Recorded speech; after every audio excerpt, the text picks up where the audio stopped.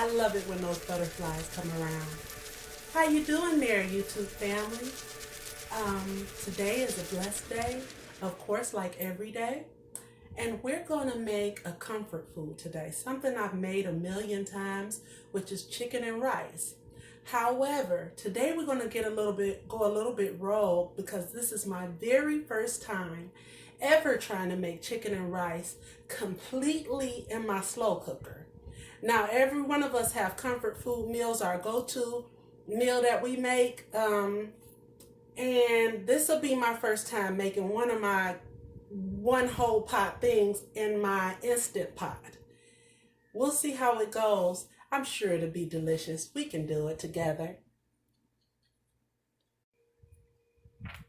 Okay, guys, I have here my chicken.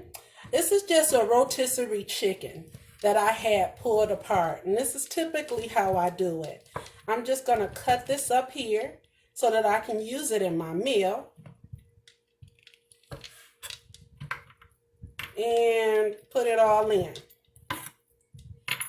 Just gonna cut it kind of huge pieces because I'm cooking it in a pressure cooker, and I'm not sure what that's gonna do to this meat. So I don't want to cut it so small that it ends up vaporizing in here. So I'm gonna be liberal with the pieces here. Kind of big. All right, we got that down. Now, I have here exactly 1 cup of brown rice. You can use white rice. If you use white rice, it'll be significantly less time in this here pressure cooker. Okay?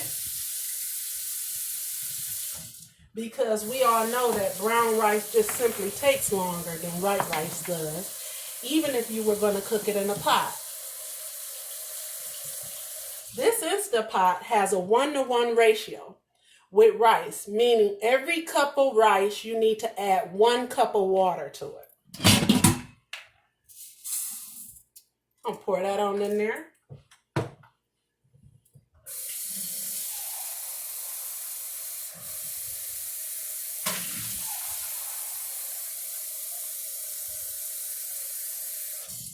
We also are going to put our water in.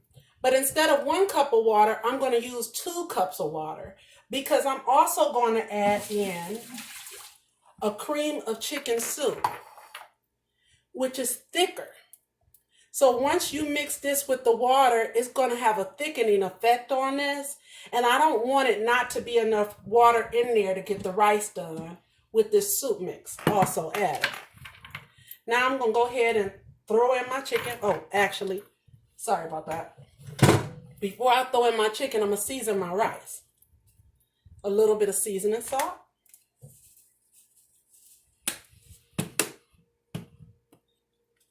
Garlic powder.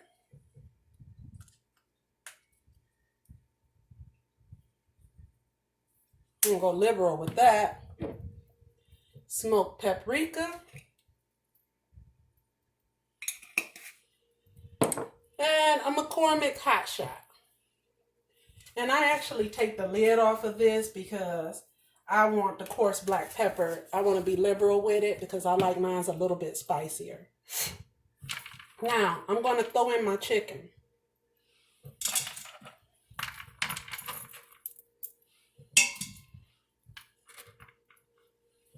On top of the chicken, I'm going to place the cream of chicken soup mix.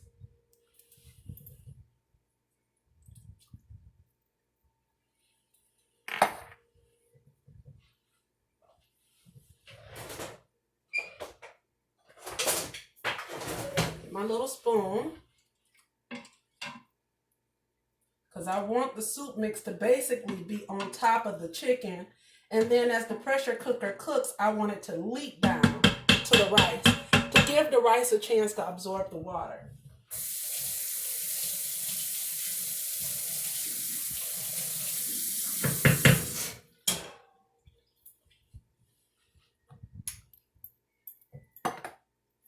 Okay. Now we're going to put on the lid. We're going to play our little song on here. There it is. So now I'm going to cook it on high pressure. For brown rice in this, the directions read about 20 to 22 minutes. So you can always add time, but you can't take time away from anything. So what I'm going to do is I'm going to go on the low end and put it on 20 minutes first. So on 20 minutes, I have it on high pressure, and it will keep itself warm when it's complete. It'll start itself once it warms up here. So you see it's already turned itself on. And once the pot is completely heated, then it'll start taking time away from the timer. That's why you don't see that 20 minutes that I put it on here, because it won't start removing time until this whole thing is heated up. So remember that for anything that you make in an Instant Pot, to add 7 to 10 minutes to anything you're cooking, because it takes time for the inside to heat up. And it's also depending on how cold of an item you put in there. We're going to come back and check this out, see how it worked, and then we'll add our vegetables. I have some frozen and some fresh things that I'm going to add, that I'm going to put on significantly less time, but I don't want them to be in here and completely turn to mush or vaporize in this. So I'm going to add them after the rice setting. We'll be right back, guys.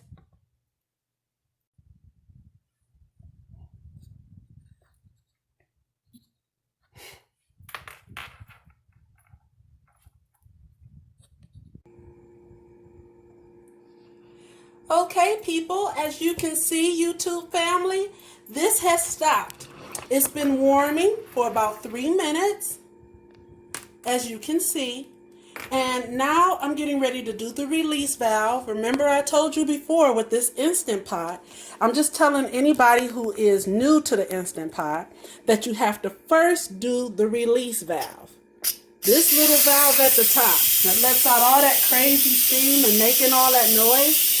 This Instant Pot has features in it that you cannot open the top until you have released the steam. And you'll be trying to open it and be like, oh, it already beeped already. What's the problem? That's a mistake I made when I first bought it anyway. You guys may be quicker on the draw than me.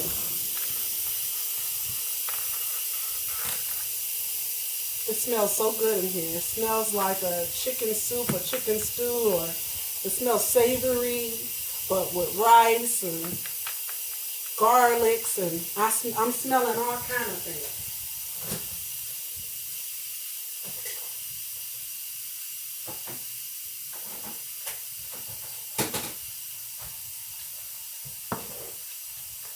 Okay, guys, the steam is almost completely released. Almost done here. Okay, people, so we'll take this lid off.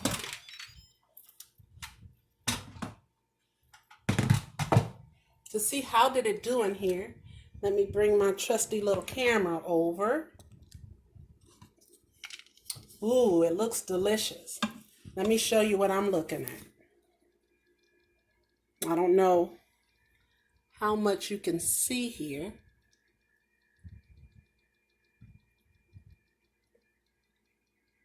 But it looks simply delicious. Okay?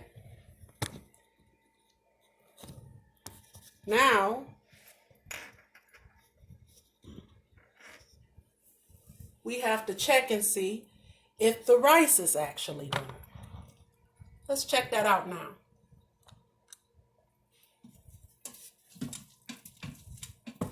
I'm going to stir this chicken and this rice around in here. We're going to see if this rice is actually done. Look at that. Nice and soft. You know, that brown rice only gets so soft, but it's cooked to perfection, people. There is no more cooking needs to be done on that. So let's add our vegetables so that this meal can be done and we can dig in. So what I'm going to add is my onions, my diced onions. That's already been diced up. This is my favorite thing to cook with because it takes all the tears, all the work, all the dirtying up your, mini choppers or food processor or whatever. It takes all the work out of that. And you can just buy it and it cooks up perfectly. I mean, perfectly. I like peas and carrots in my chicken and rice. So I'm going to use some frozen peas and carrots. Because I love that in there. And of course, I'm going to use a little bit of salt because I like to season everything that I add to my meals. Little cayenne pepper. And lastly, I'm going to put a little bit of minced garlic because I love garlic. The pepper made me sneeze. Sorry, y'all. And I'm going to put in a couple of pats of butter because I like my vegetables with a little bit of butter in there. I'm going to, of course, stir it through.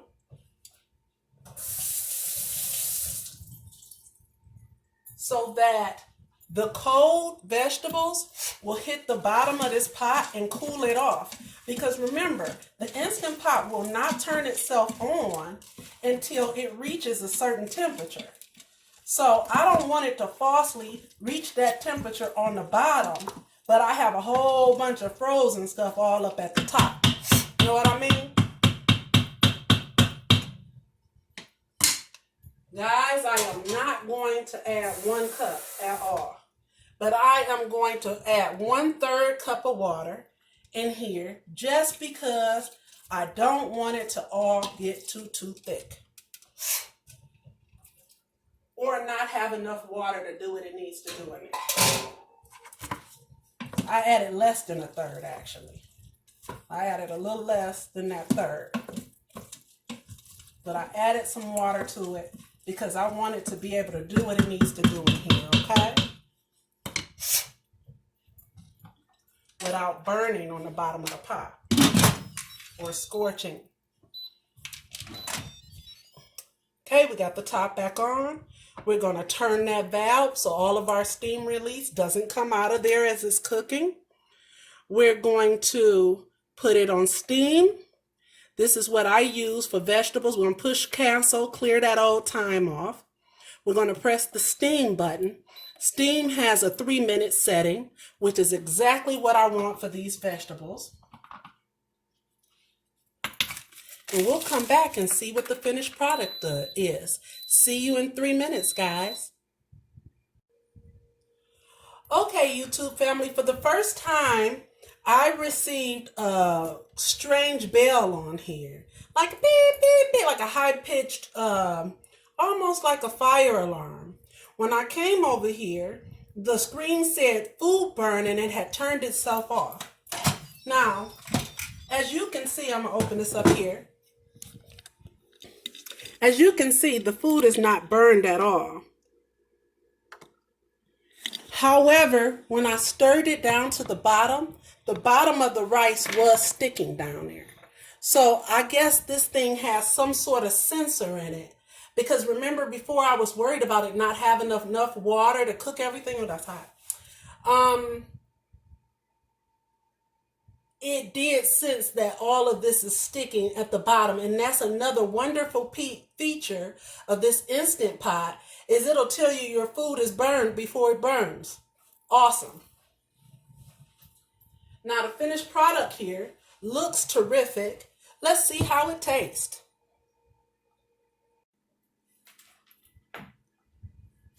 Okay, YouTube family, I'm here with the finished product. That's my chicken and rice with chopped diced carrots, green peas, diced onions, and bell pepper, a rotisserie chicken that I picked apart, and brown rice, a cream of chicken soup can, and water. Let's see how it tastes.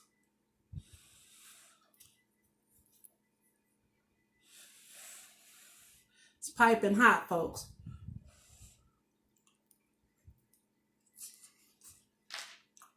Mm. Mm. Mm-mm-mm. I'm telling you, all I need is a Netflix movie. Mm. Mm. The peas still got a snap to them.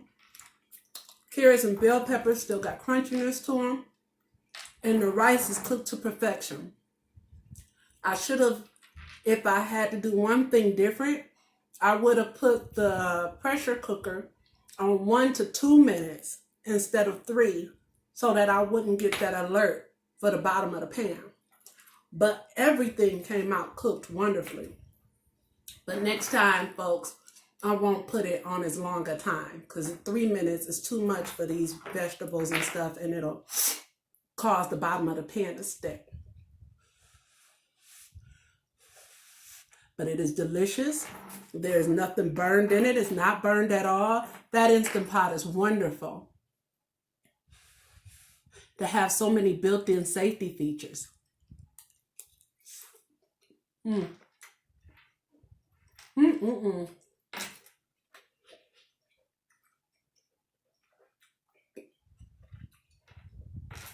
Mm. Oh, Jesus, that's good. Of course, I say my grace before I even start eating it, because you got to be thankful for food this good.